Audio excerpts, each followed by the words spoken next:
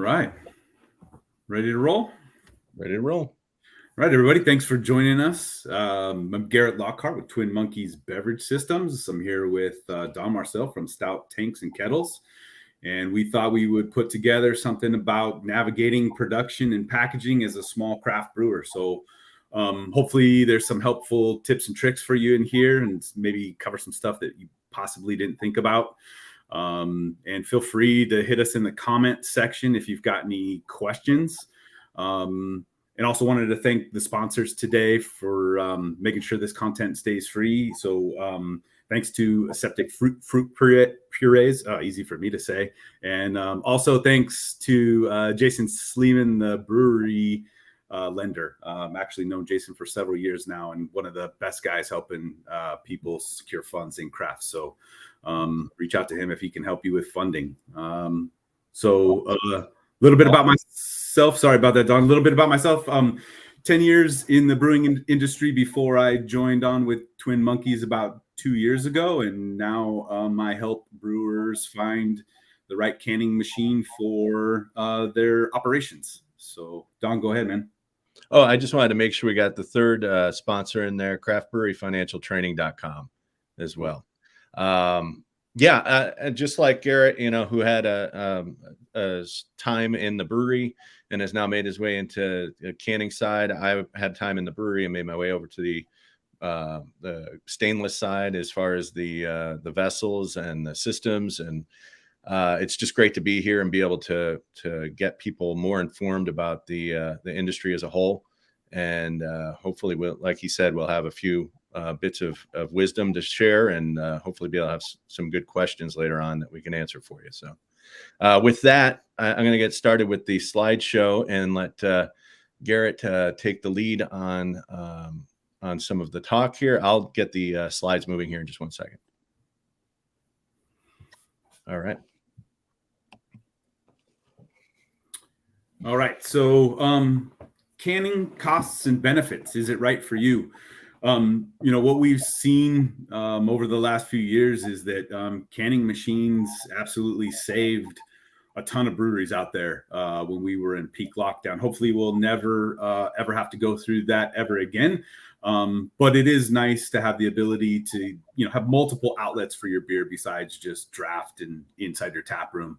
So more brand awareness, more reach. So even if you're a taproom brewery and you're focused on supplying beers for your taproom, one thing to consider is that if you take those beers home, if your customers take those beers home and put them in your fridge, your brand is going to be in front of them every time they open up their fridge, or if their friends come over, reach in to grab a beer, that's your brand inside their fridge. So a lot of brand awareness when you have cans to go.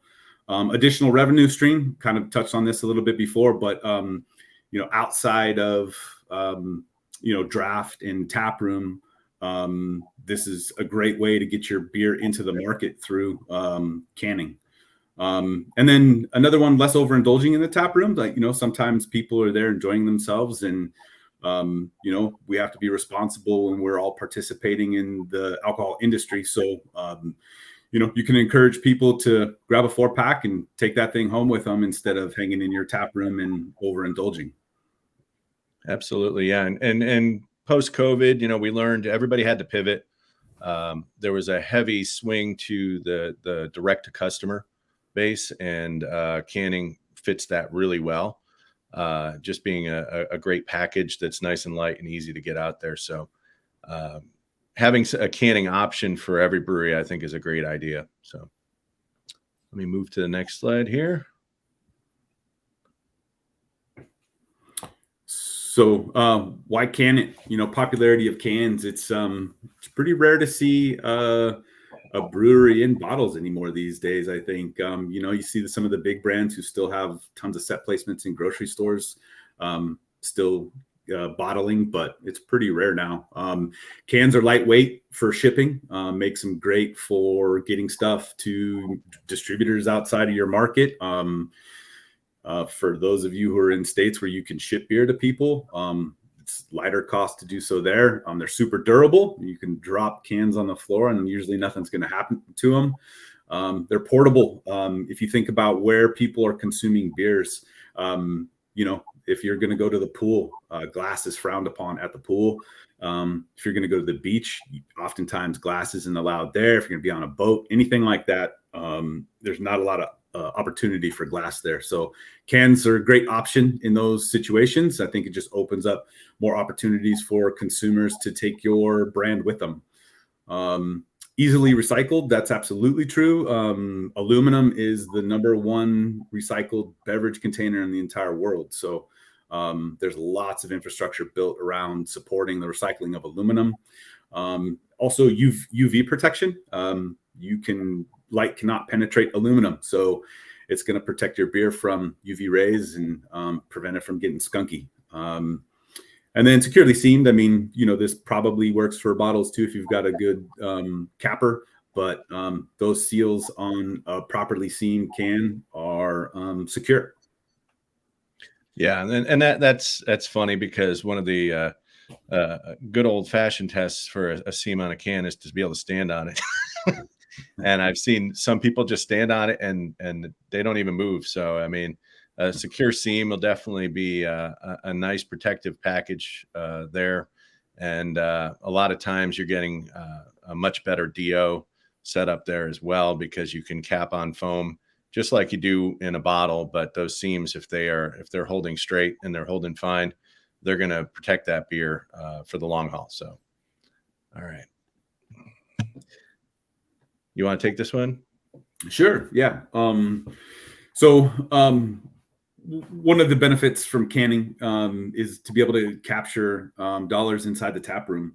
If consumers are going to make the trip to come see you at your brewery, enjoy your product inside your tap room, why not give them another opportunity to take beers home? Again, that's going to put your brand right inside their fridge. And then capture dollars outside of the tap room. So if you're going to self-distribute, or if you're going to use a traditional distributor in your markets, well, this is a way to capture dollars outside the tap room.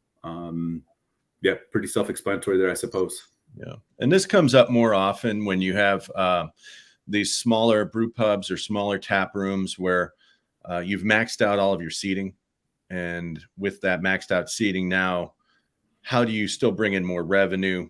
Having that to-go fridge filled with beer ready to go is a nice way, or having that direct-to-customer capability, which hopefully will take hold everywhere. I know there's a lot of places that still have some difficulty with it. There's plenty of places that even after COVID, it has held strong.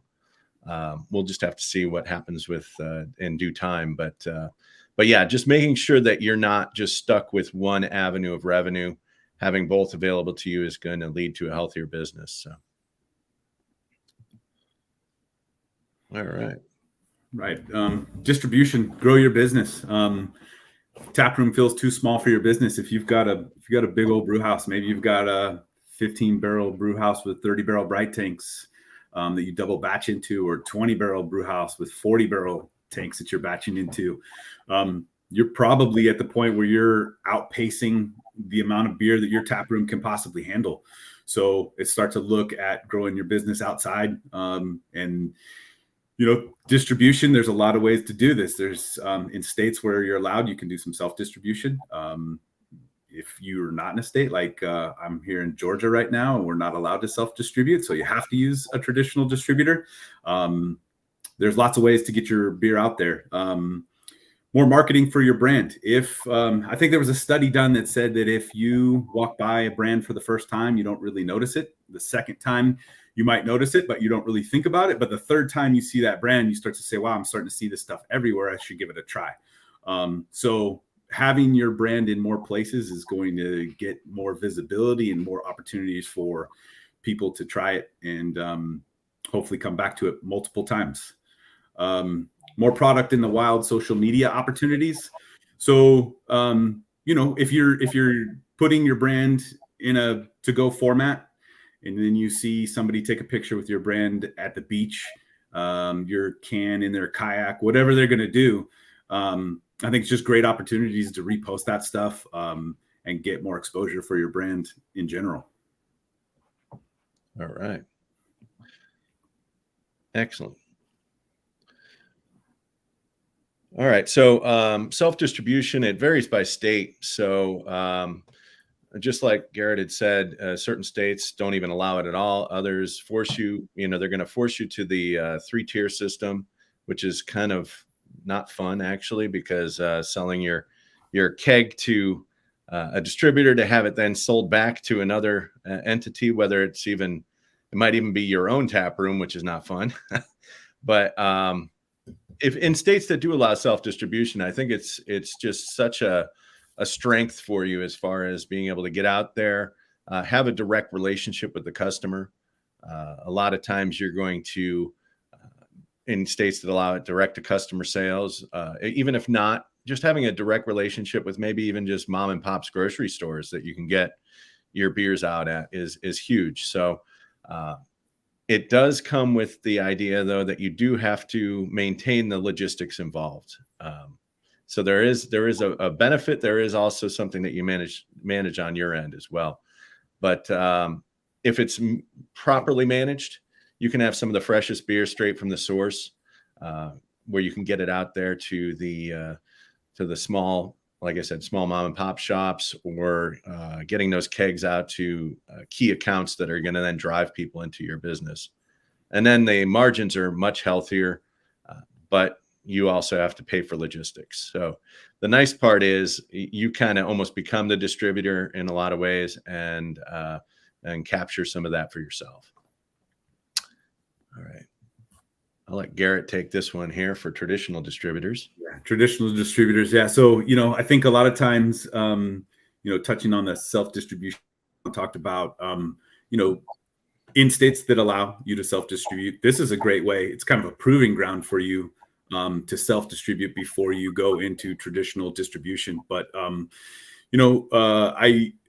in my time at the brewery that I worked for, the last part of my career there before I joined Twin Monkeys was directly working with distributors, and there's a lot of challenges there. They have very crowded portfolios, lots of competition within their portfolio, but there are some pros to working with a traditional distributor, especially if your brand's growing. Reaching otherwise unattainable markets, right? It's, if you're, say, here in Georgia and you want to get to Alabama, well, there's no way to really do that. If you think about the cost of adding, warehousing with cold storage and, a team of people to go out and deliver beer and maintaining delivery trucks and all of that, that's probably not attainable for most small brewers. So working with a distributor in that market to help you get into other markets that you want to reach is a great way. That there's a great need for distributors in that sense. So if you sell well, you can gain some leeway. There are some small brands out there. We have a customer we're working with in the Nashville area that their brand is so hot that the distributor allowed them to sign a contract that was very favorable to the brewery, which is almost unheard of these days. Usually those are lifetime commitments that kind of go one way. But if you're doing well in certain markets, it might allow you to gain leeway in other markets. And then greater brand recognition. The more shelves that your brand is on, the more people are going to see your brand and continually, hopefully, go back to it. Some of the cons behind working with traditional distributors are signing a contract. It creates a commitment. I know that here in Georgia, when you sign a contract with the distributor, it's a lifetime commitment. It's hard to get out of those. There's ways, but it's very, very difficult. Not allowed to share pricing with other breweries. This is dependent on each state, but I do know that if you're selling to a distributor here in Georgia, you're not allowed to call up your buddy and say, "Hey, what are you charging, X distributor for your IPA?" You're not allowed to share that information. So just something to keep in mind as you're looking at working with the distributor.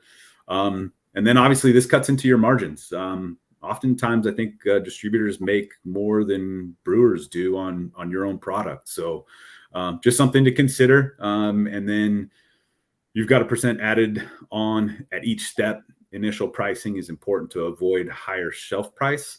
I think one of the ways that you can think about this is, what price do you want the consumer to ultimately pay for your product, and then work backwards, knowing that the retailer's got to get a markup, knowing that the distributor's got to get a markup, and then you've got to be comfortable with that selling point to the distributor. So lots of people who get their cut when you go in the traditional distribution route. But again, if you have the volume to justify it, and you have the capacity to keep up with that volume, definitely something to consider.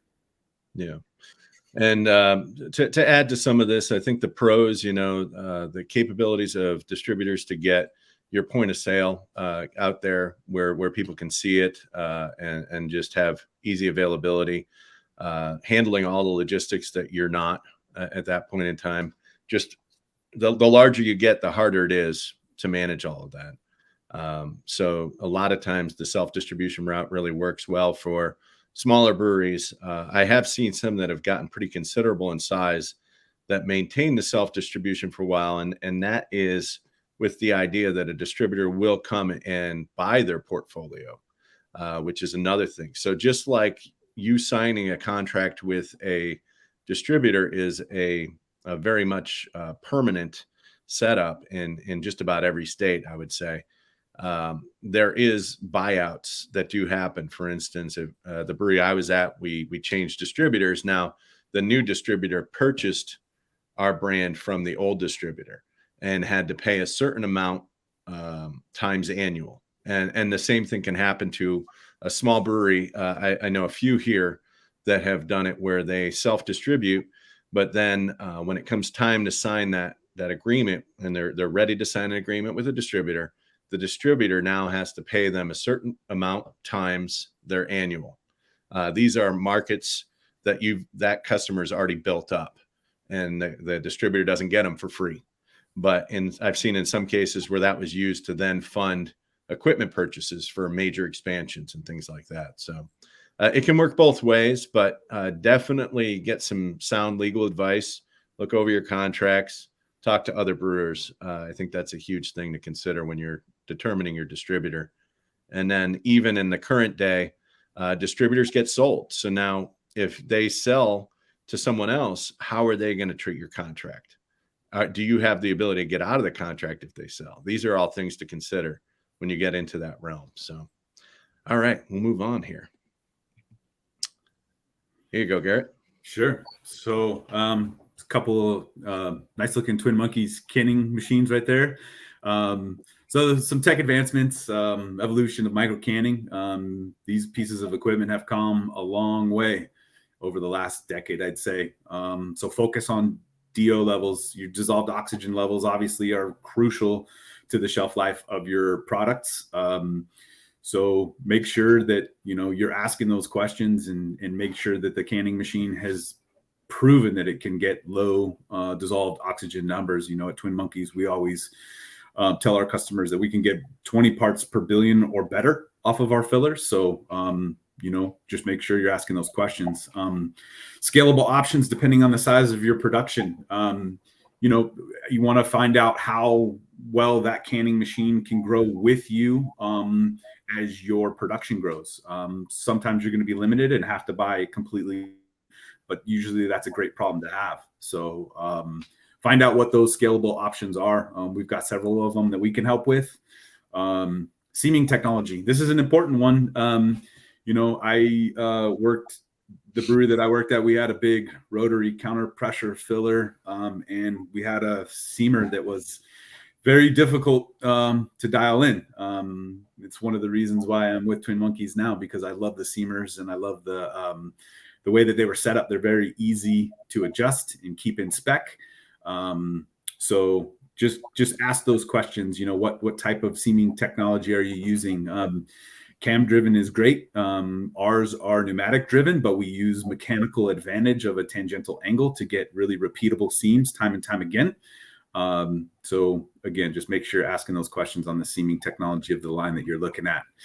Auto fill levels. You want to be able to make sure that you're able to easily adjust the fill levels on your canning machine. We actually have a feature on our machines that allows the machine to automatically make adjustments based on the weight of the product after it's seamed. There's lots of ways to rinse cans. Twist rinse is probably the most popular that you guys see out there, coming off a depalletizer into the twist rinse and then into the machine. We also have our can flip and rinse feature that you can use without having a depalletizer. We have an in-feed funnel that gravity feeds down into the machine, and then we'll flip 3 cans at a time over before they go into the pre-purge tubes and then into the fill tubes. So nano canners are widely available now. Twin Monkeys was the first company to create a nano one-head canning machine that I'm aware of. It's a semi-automated machine. It can go about 10 to 15 cans per minute. You're seeing more and more of them out there now. Nitrogen dosing. This is for people who are going to do stuff. I mean, you can obviously use a nitrogen doser to try to help with dissolved oxygen levels in your beer. However, that's not the primary reason why we see them on machines. It's typically for products that do not have CO2 in them. So you need some type of gas in that can, and nitrogen works really, really well. We see it with our coffee customers, with our still wine customers. We do a great job at Twin Monkeys integrating them right into the touchscreen, so you control the doser right from the touchscreen on the machine. Makes it nice, convenient, and saves you a little bit of money instead of having to buy a separate control unit. You've got choices now when it comes to the way you fill. You can do counter pressure fill, or you could do atmospheric filling. We can do both. Both have their advantages and maybe their disadvantages. Counter pressure filling is great for stuff that's really high volumes of CO2. Takes a little bit longer to fill when you do a counter pressure fill. And then another feature that we offer at Twin Monkeys is our automated tank pressure controller. This is a very cool line. We have people that don't even have our canning machines that come to us for this feature. It's basically a sensor that reads the pressure off the bottom of your tank and automatically sends CO2 to the top of your bright tank that you're packaging off of. It'll maintain a nice consistent pressure so that you don't have to run back to your bright tank and check it every 15, 20 minutes. So you'll get nice, steady, even fills with this control unit. So some cool features of our canning machines. And there's a lot of other of our competitors who have some similar stuff out there too. Don, you have anything to add to that?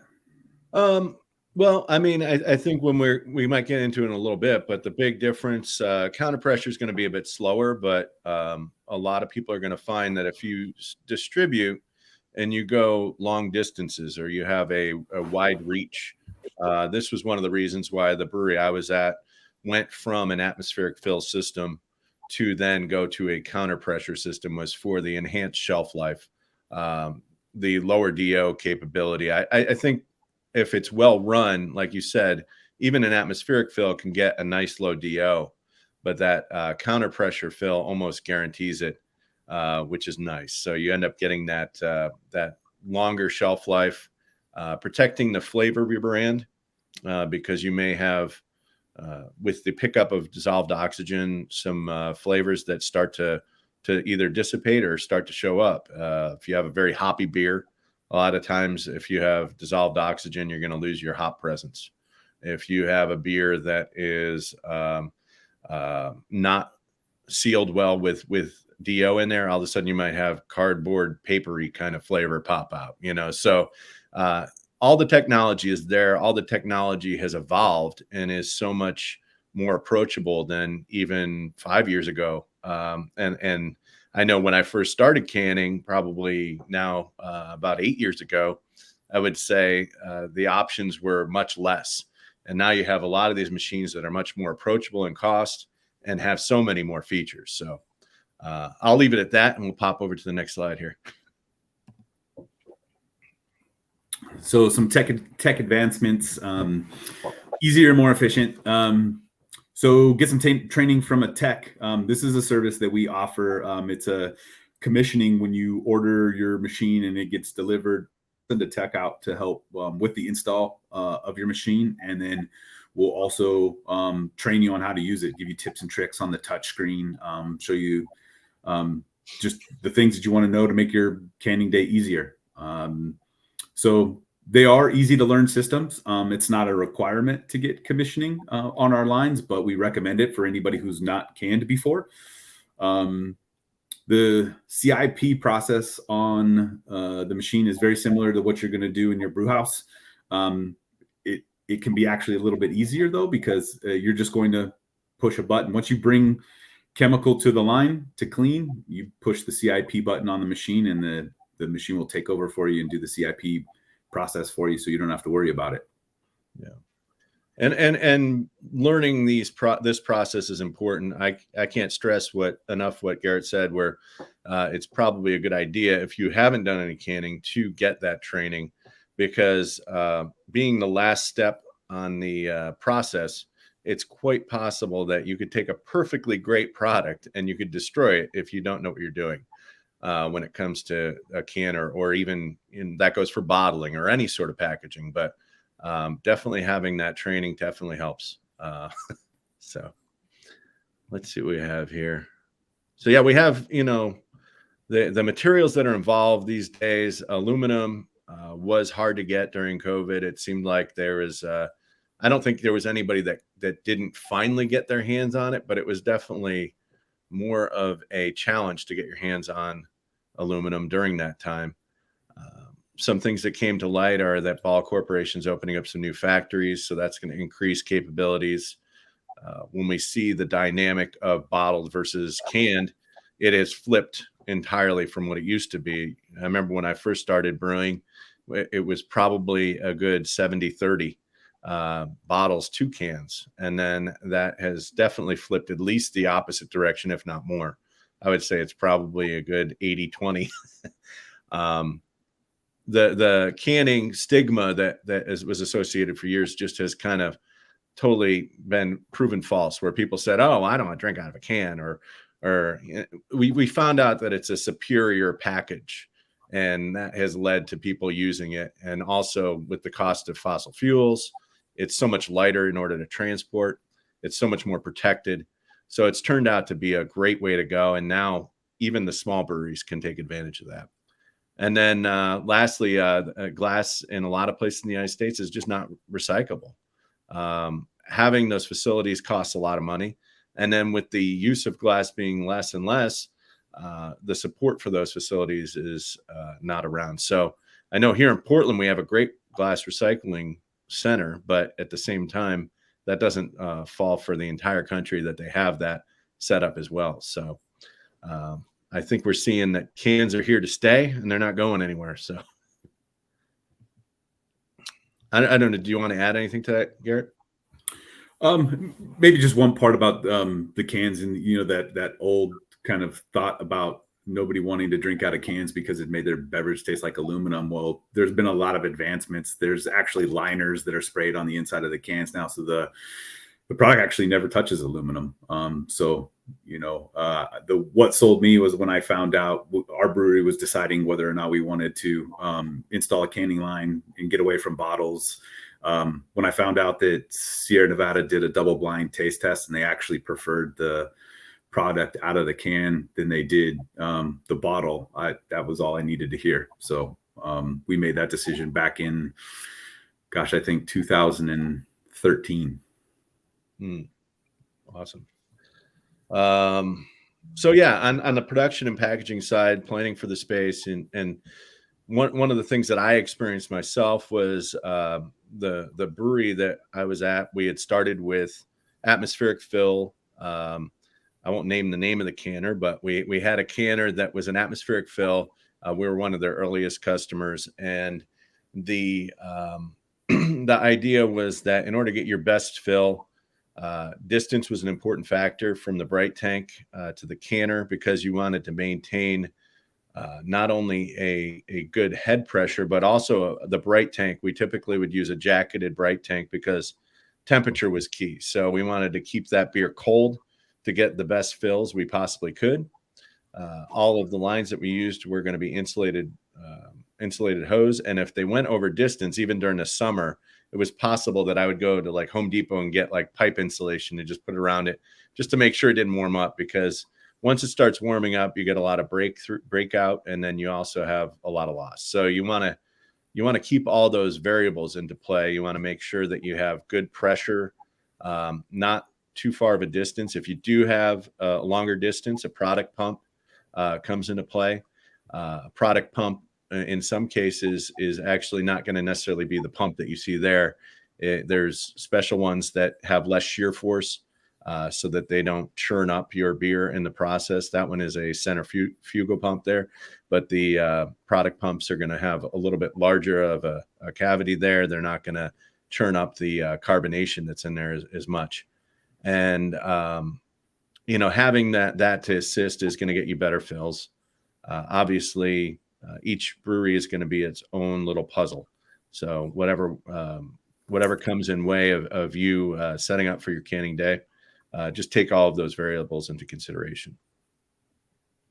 Anything to add, Garett?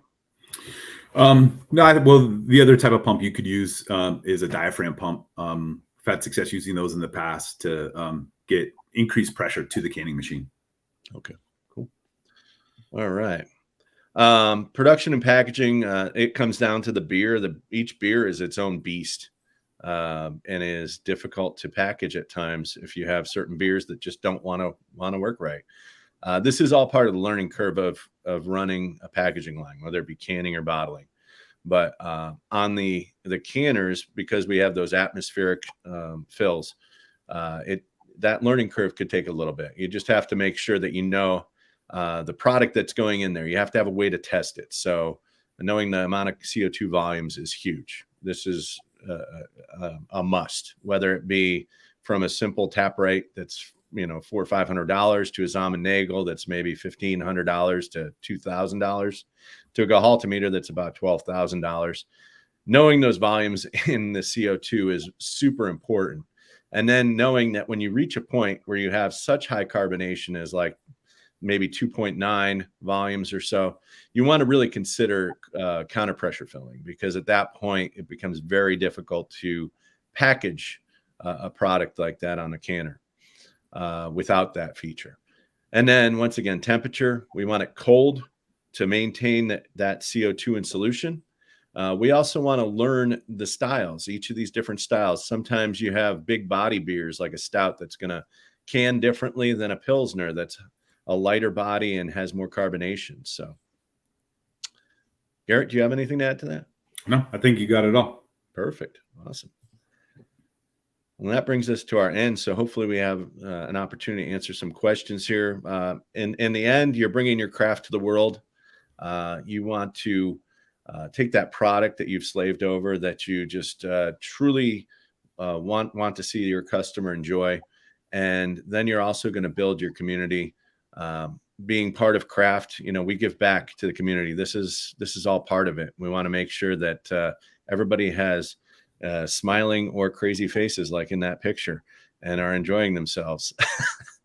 So anything to add here, Garett? No, I mean, if there's anything that we can help with, Stout Tanks and Don on that side of things, and then me and my crew over at Twin Monkeys, we're happy to help any way we can. So if you guys have any questions, feel free to throw them in the comment section. We'll hang tight for a second to see if anything comes up. And thanks for taking the time to listen to us chat. And thanks again to the sponsors. And thanks to Andrew at Craft Beer Professionals for putting this on. This stuff is huge. I know I didn't have a resource like this when I started out in the craft beer industry, and it would have been awesome to have it. So thanks to Andrew and everything he's doing. Yeah, and I definitely want to thank Garett for joining me on this, because Stout and Twin Monkeys have had a great relationship for quite some time, and now being able to do this together, that's huge. Being able to capitalize on the strengths of both companies. So, yep. All right. Just give that a second. While we wait, we might also, I don't know if there's any wisdom that you might impart in the canning world to others there, Garett, things that you've seen that maybe would help people along the way in their journey, determining what's right for them, or any potential positive things that can help them in their courses. They're determining whether or not canning is right for them.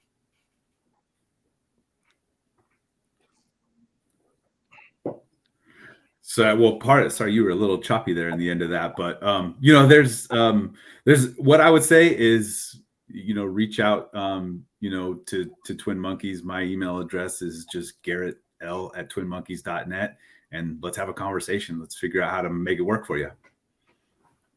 So, but I think that's it for us. Again, reach out if we can help, and thank you again for the opportunity to talk. Absolutely. Yeah. And likewise on our website, you can reach out to myself or Mike Palladino with any questions that you have. We're happy to answer. And thank you for your time today. Thank you, Andrew. And thank you, Garett. And we'll talk to you again soon. Thanks, Alex.